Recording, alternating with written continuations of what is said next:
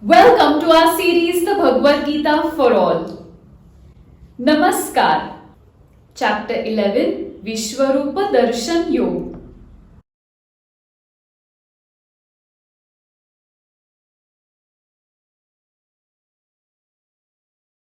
Time, it is just as it is.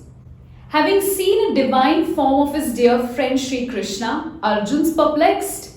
His fierce form petrified him. He is aghast with the future he has witnessed. With this background, he wants to know who really is Shri Krishna.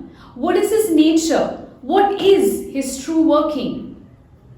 At this point, Shri Krishna enlightens Arjun. He begins with saying that he is the mighty time, and time is the source of destruction that comes forth to annihilate the world.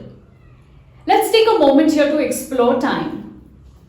A particular verse of the Bhagavad Gita from this Adhyay has been mentioned in the Western world. J. Robert Oppenheimer. Does that name ring a bell? An American theoretical physicist who was a part of the Manhattan Project and is also known as the father of the atomic bomb. When the first nuclear weapon, the test of course, was dropped in 1945 on July 16 in the New Mexico desert, people working on the project saw the potential destruction of an experimental weapon. In 1965, reminiscing the test, Oppenheimer said that the world would not be the same and recalled this very verse. Now I become death, the destroyer of worlds. Time is a mystery. Kal or time is abstract. Yes, we measure time, quantify it for our daily tasks.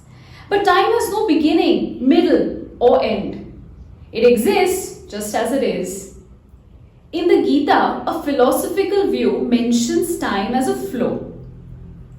Maharishi Sushruta, an Indian surgeon and physicist, spoke of time too. You'll often come across him as being mentioned as the father of surgery, the father of plastic surgery, or even the father of brain surgery. He said that time is Swayambhu, means it's just there. Time is without a beginning, a peak, and an end. Time, it doesn't stop in the subtlest fractions. An inch of time is an inch of gold, and yet we can't buy an inch of time with an inch of gold. Deep, isn't it? Back to our discussion. If the warriors from the Kauravas were already slain, as revealed by Shri Krishna himself, why should Arjun fight and bear the brunt of a war? The rules of dharma, says Shri Krishna, accords that the kingdom of Hastinapur will be ruled by the Pandavas and the Kauravas will perish. The victory will always be of what is righteous. Arjun is the nimitta-mātram, or what can be translated as an instrument of his work. Shri Krishna is encouraging Arjun to be this instrument.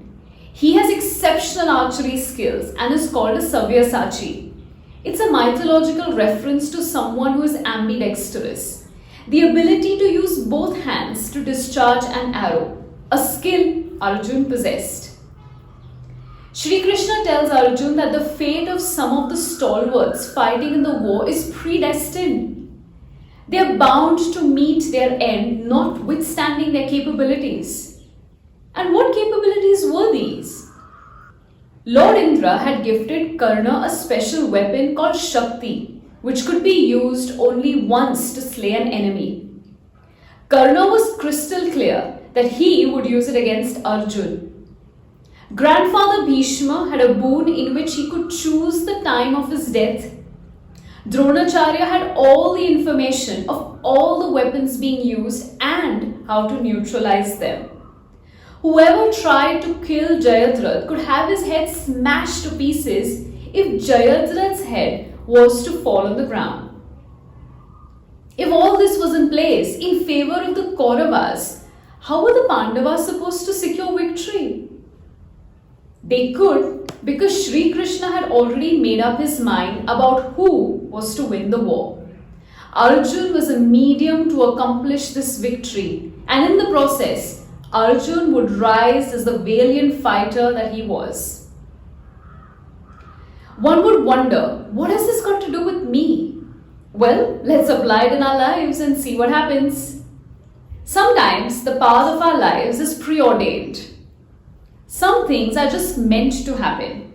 For all good things, our internal conflicts, worry, desire, anger, anxiety, and such hold us back. It's like the force of nature wants you to succeed, but you're not letting go, not doing enough. Only your efforts will get you closer to the goal you desire.